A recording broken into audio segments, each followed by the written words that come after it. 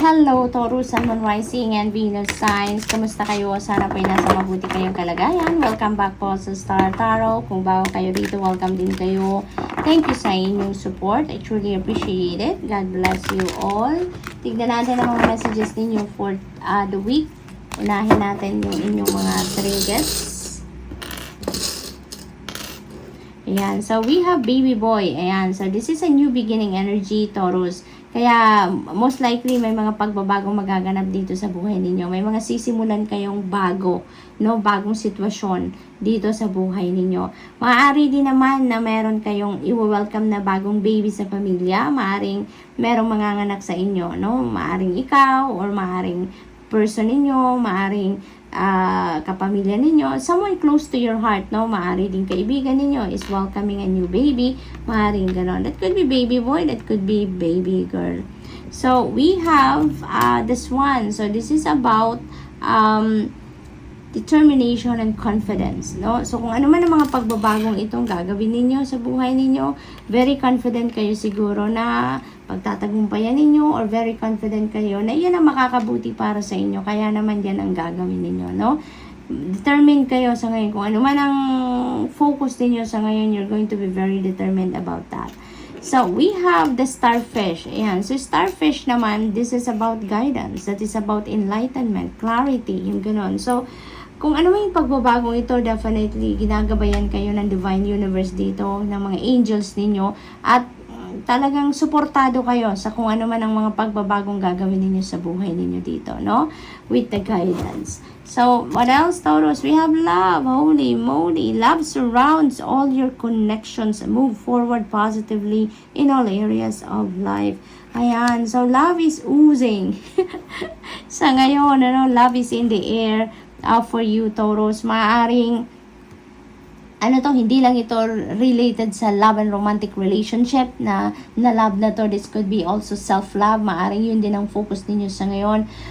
Maari din naman na talaga na sa lahat ng bagay, no, you are seeing things, situations, people, no, in the eyes of love. Maari din ganon ang ganap dito para sa inyo. So talagang lang kayo, punong-puno lang kayo ng pagmamahal sa ngayon. Punong-puno lang kayo ng pag-ibig, no? Maaaring ganon ang ganap.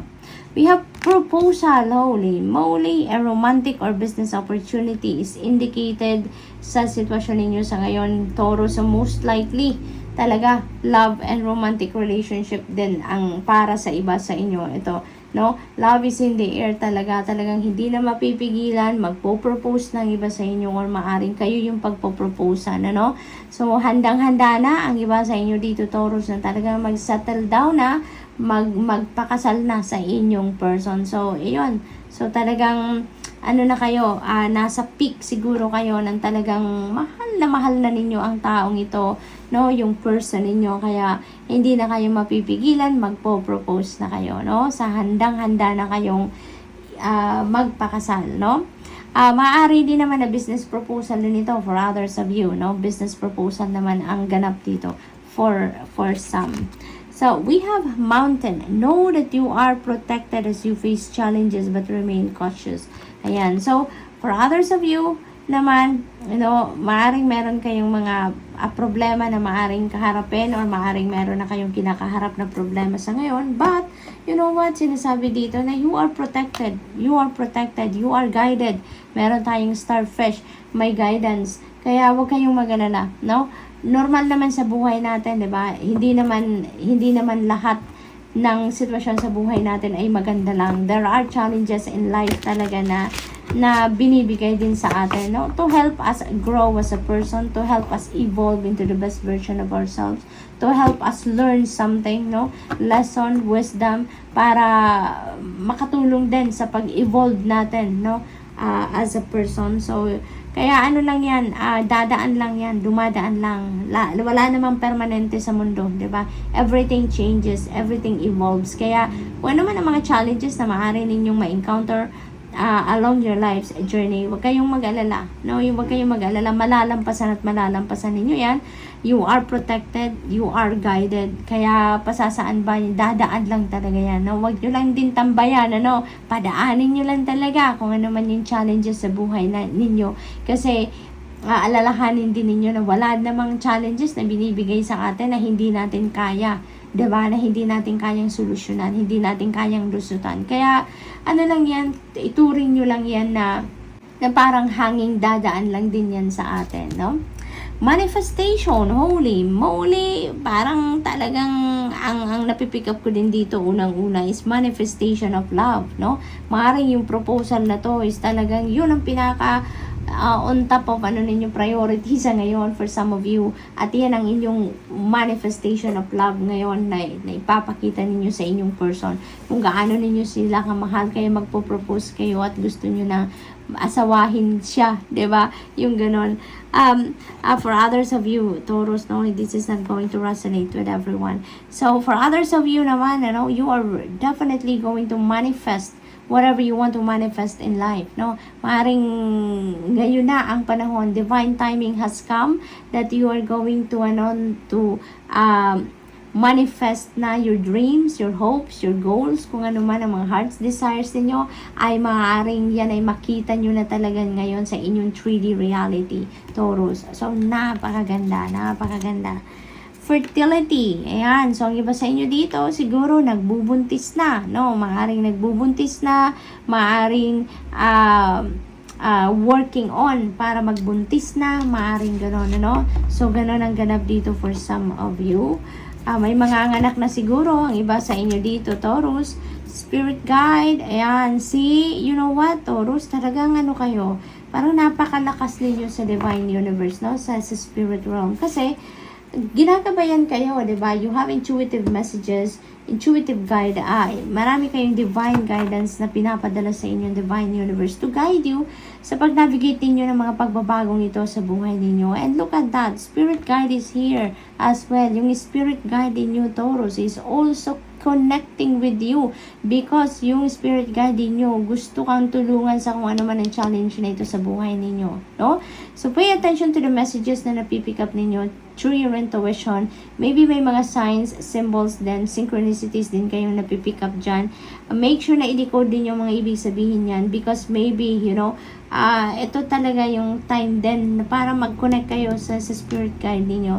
Because your spirit guide is here in your reading. Ibig sabihin, nagpaparamdam siya sa'yo, no? Dahil gusto niyang tumulong sa'yo. Gusto kanyang tulungan sa kung ano man ang inyong pinagdadaan ng sitwasyon sa ngayon, Taurus.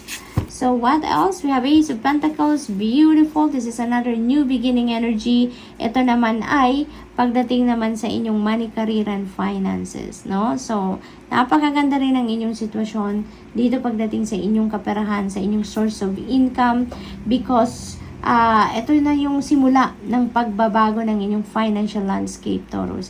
Kung medyo in the past, medyo nahihirapan kayo pagdating sa pera, sa trabaho, sa pagbabudget, ngayon parang luluwag na, makakaluwag na kayo because this is going to bring in prosperity and abundance sa buhay ninyo. This is going to bring in financial success sa buhay ninyo. So, maaaring isa din ito sa mga area ng buhay ninyo na mababago, no? Yung financial landscape ninyo. Ang hatid din nito, maaring maaring business opportunity, career opportunity, job opportunity na talagang pagsisimulan ninyo ng continuous inflow of money. Maari din naman na panalo yan, no? Taurus, maaring that is a win. Maari din naman na that is a gift, no? Pamana din sa inyo, no? Malaking perang pamana or malaking property. Maaring ganon din ang sitwasyon dyan. But definitely, magbabago at magbabago ang inyong sitwasyon dyan. This could also be travel for some of you. Maaring magre-relocate ang iba sa inyo sa ngayon. Two of Pentacles, ayan. So, you have too much, no, na ginagawa. Ang dami ninyong inaasikaso, ang dami ninyong ginajuggle, ang dami ninyong pinagtutuunan ng pansin. Kaya, this is asking you for balance, no? Bring the balance back in your life, Taurus, nang sa gayon, you will be on top of your health, on top of your game, no? Kapag nasa balance kayo, mas makakapag-concentrate kayo, mas maganda ang inyong pakiramdam, healthy kayo, in good shape kayo. Kaya kahit marami kayong kailangan gawin, marami kayong kailangan asikasuhin, when you are on top of your health. Talagang go lang kayo, okay lang yun, 'di ba? Kaya ito, ibalansehin muna ninyo ang inyong sarili, no? Mag self-care kayo, mag-meditate kayo, magmuni-muni kayo, nang sa gayon handa kayo sa lahat ng mga pagbabagong ito na magaganap sa buhay ninyo. Okay? We have Queen of Cups. Ayan. So, self-care talaga, no? This is self-care. So, inaanyayahan talaga kayo dito, Taurus, na paghandaan ninyo ang mga pagbabagong ito, yung mga shifts na to na mangyayari sa buhay ninyo. Paghandaan ninyo yan, magsimula kayo sa inyong katawan, sa inyong sarili, no? Sa inyong kalusugan. Ano kayo, mag self-care kayo sa ngayon. Bigyan ninyo yan ng panahon, ang sarili ninyo, no? You need to get grounded dito. Kasi sa dami ng ganap dito sa buhay ninyo, sa dami ng mangyayari, sa dami ng pagbabagong mag-unfold sa buhay ninyo, ay maaring ma-overwhelm kayo at maaring may mga bagay na ma-neglect kayo dito which is not good, 'di ba? Kaya kailangang nasa balance kayo. Okay? So, Taurus, that's all I have for you for the week. I hope nakatulong ang mga mensaheng ito in some way. Thank you for watching. Love and light. Namaste.